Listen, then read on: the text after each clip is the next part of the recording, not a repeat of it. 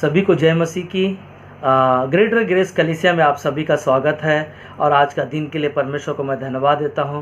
और आज का वचन जो हम सुनेंगे, वाकई में परमेश्वर हम सभी से बातें करेगा, है ना। आइए हम वचन को खोलते हैं। इफिसियों का 6 अध्याय वचन 11 में हम लोग जाते हैं और वहाँ पर मैं पढ़ता हूँ, परमेश्वर के सारे हथियार बांध लो कि तुम शैतान की युक्तियों के सामने खड़े रह सको, ना। आज ये बाइबल में पौलुस ने इस किताब को लिखा ताकि हम सबको परमेश्वर का वचन वो हथियार की तरह हम सब उसको उपयोग करें। अगर हम उस संसार में जब हैं तो ये सारे शैतान की युक्तियों के सामने खड़े रहने के लिए परमेश्वर के वचन जो हथियार की तरह हमारे जीवन में हम उसको उपयोग कर सकेंगे।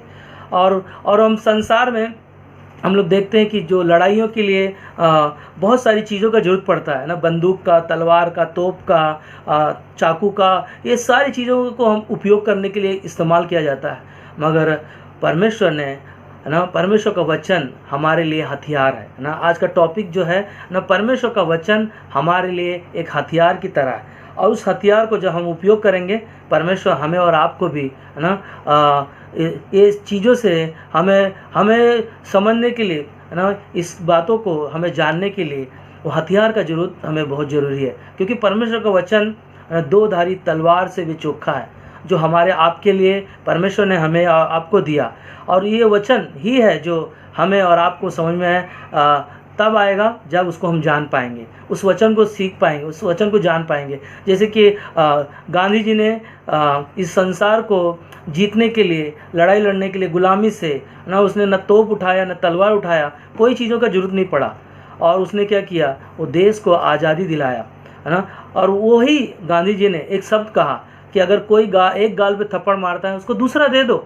ये शब्द कहाँ पर है ना, हम देखते हैं कि बाइबल में हमें मिलता है ना। और ये बाइबल जो परमेश्वर का वचन है, जो वो गांधी जी ने भी उस चीज़ों को सुना होगा, बातों को जाना होगा, इसीलिए ये शब्द को उसने कहा। संसार में दूसरे किसी किताबों में हमने नहीं देखा ना, नहीं सुना उसके बारे में, ये बाइबल में हमने पाया ना। और ये हथियार जब हम और आप तैयार होंगे तो हमारे आपके जीवन में वो कार्य करेंगे। जैसे कि यीशु मसीह जब 40 दिन उपवास और प्रार्थना किया, वो अपने आप को तैयार किया, फिर भी शैतान उसके जीवन में आया और उसके लिए परीक्षा किया। और उसने, शैतान ने कहा, इस पत्थर को बोल क्या ना, क्या कर, रोटी बन जाए। मगर यीशु मसीह ने कहा ना, फिर उसके बाद में दूसरी बार उसको मंदिर के कंगूरे के पास लेकर गया ना, ऊपर लेकर गया और कहा, अपने आप को क्या कर ना, नीचे गिरा दे, तो तुझे स्वर्गदूत तुझे हाथों हाथ उठा लेंगे, है ना। और यीशु मसीह ने फिर कहा, तू अपने परमेश्वर की परीक्षा ना कर, है ना। और क्या हुआ, फिर तीसरी बार पूरे वैभव को दिखाया शैतान ने और कहा कि दंडवत कर, दंडवत हो। और यीशु मसीह ने कहा वहाँ पर, फिर यीशु ने कहा, शैतान दूर हट, है ना।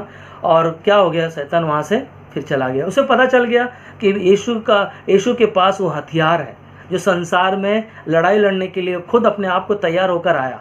आज हमारे आपके पास भी, है ना, परमेश्वर का वचन है जो हम और आप लड़ाई को जीत सकते हैं ना। शैतान जो संसार में है उसको हम हरा सकते हैं, क्योंकि क्रूस है यीशु मसीह और हमारे लिए वो हथियार है क्रूस, यीशु मसीह का वचन।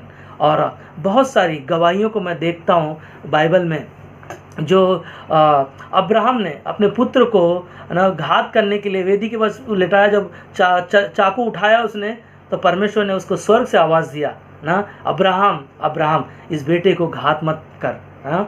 और परमेश्वर ने क्या किया, है ना, उस बेटे को बचाया। उस हथियार का जरूरत नहीं पड़ा ना, वहाँ पर हथियार का जरूरत नहीं पड़ा। और हम लोग देखेंगे दाऊद के जीवन में ना, दाऊद जब गोलायत के पास लड़ने के लिए गया, तब उसके पास क्या हथियार था ना, उसके पास उसको टोप पहनाया गया, झिलम पहनाया गया, तलवार दिया गया और जूते पहनाए गए। मगर उसने क्या किया, उसने क्या कहा, मुझे कुछ नहीं चाहिए, ये सारी चीज़ें मेरी ज़रूरत की नहीं। उसने क्या किया ना, 5 पत्थर उठाए और गोफन उठाकर, है ना, उस गोलायत जो चिल्ला रहा था ना, कोई है इस शहर में, है ना, तो दाऊद वहाँ पर गया, है ना, क्या लेकर गया, उसके पास क्या हथियार था, है ना, गोफन और 5 पत्थर। और उसी से और वो जब लेकर गया तो वहाँ पर कौन सा हथियार लेकर गया, है ना, परमेश्वर का नाम। वहाँ पर उसने लिखा है कि मैं सेनाओं के यहोवा के नाम से आता हूँ। हालेलुया, प्रभु की स्तुति हो ना।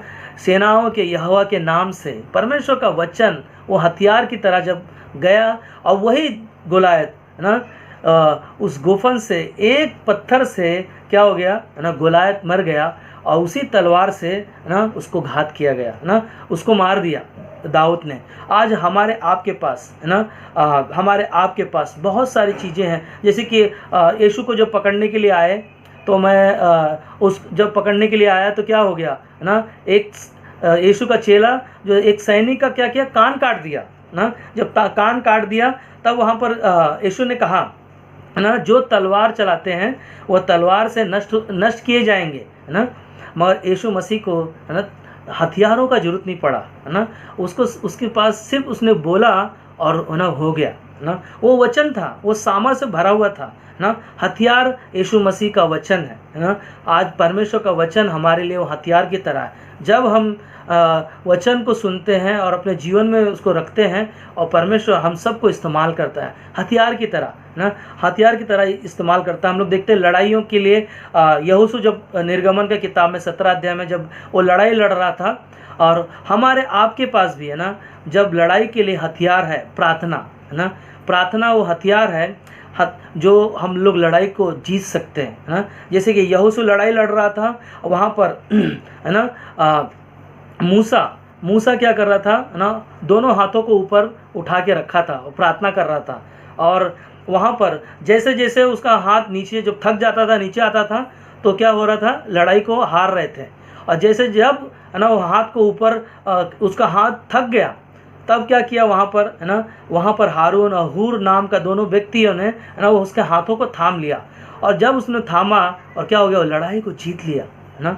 आज यीशु मसीह है, जब हमारी आपकी प्रार्थना को न परमेश्वर सुनता है, और वही वो सामर्थ से भरा हुआ है, इसीलिए हमारी आपकी प्रार्थनाओं को सुनता है। हम लोग देखते हैं प्रेरितों के काम में 12 अध्याय में पूरी कलीसिया लौ लगाकर प्रार्थना कर रही थी, और पतरस जेल में था, और वो जेल में रहकर और पूरी कलीसिया मिलकर वो परमेश्वर के नाम से वो हथियार का उपयोग किए, और क्या किया है ना, उसको वो जेल में से बाहर आकर है ना वो निकल कर आया ना। परमेश्वर के अंदर वो सामर्थ्य है, जो परमेश्वर का वचन है वो हथियार की तरह हमारे आपके जीवन में है ना। हम लोग देखते हैं कि यहोशू के किताब में भी देखते हैं कि यरीहो की दीवार जो थी ना, वहाँ पर उस दीवार में क्या करना था है ना, वहाँ पर जब उस दीवार को जो दुश्मन उसमें कैद है, और उसमें उसको जीत हासिल करने के लिए कोई रास्ता नहीं दिखाई दे रहा था, तब वहाँ पर लड़ाई होने से पहले वहाँ पर एक तलवार जो वहाँ पर दिखाई दिया है ना, जो यहोशू को दिखाई दिया, एक नंगी तलवार दिखाई दिया। और उसने यहोशू ने पूछा कि तू किसकी ओर है, मेरी ओर है, हमारी ओर है कि ना दुश्मन की ओर है।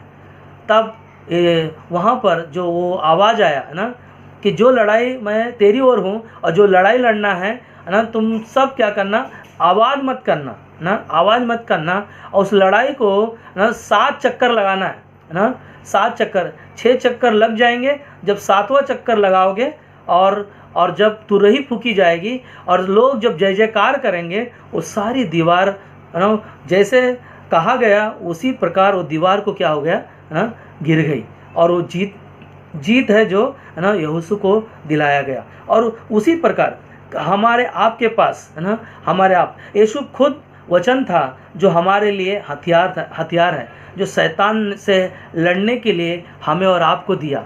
और आज हम और आप है ना, पौलुस ने जो ये हथियारों के बारे में लिखा है ना, हथियारों के बारे में लिखा कि आत्मा की तलवार, परमेश्वर का वचन, और झिलम, सुसमाचार के जूते, और उस सारे कवच को पहनने के लिए है ना, और वो सब पहनने के लिए बोल रहा है। और ये हथियार जो परमेश्वर का वचन जब हमारे आपके पास होगा, तब हम है ना संसार के जो अंधकार का शक्ति है, जो दुश्मन है, उसको हम सब मिलकर उसको हरा सकते हैं। और आज का जो वचन, परमेश्वर का वचन जो हमारे लिए वो हथियार है जो हम सब के जीवन में वो इस्तेमाल करता है ना, हम सबको इस्तेमाल करता है हथियार की तरह ना। यूहन्ना का 14:12 में कहता है कि जो काम मैं करता हूँ वो तुम भी बड़े बड़े कार्य करोगे ना। यीशु मसीह का हथियार जब हमारे आपके जीवन में होगा, हम सब कुछ कर पाएंगे। हाँ, और ये सब कुछ प्रभु यीशु मसीह ने हमें और आपको दिया ताकि हम इस संसार में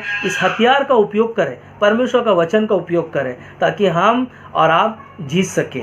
और यह जो संदेश हम सब के लिए बहुत महत्वपूर्ण है, और इस हथियार का उपयोग करें ताकि हम इस संसार में रहकर इस जीत को हम हासिल कर पाए।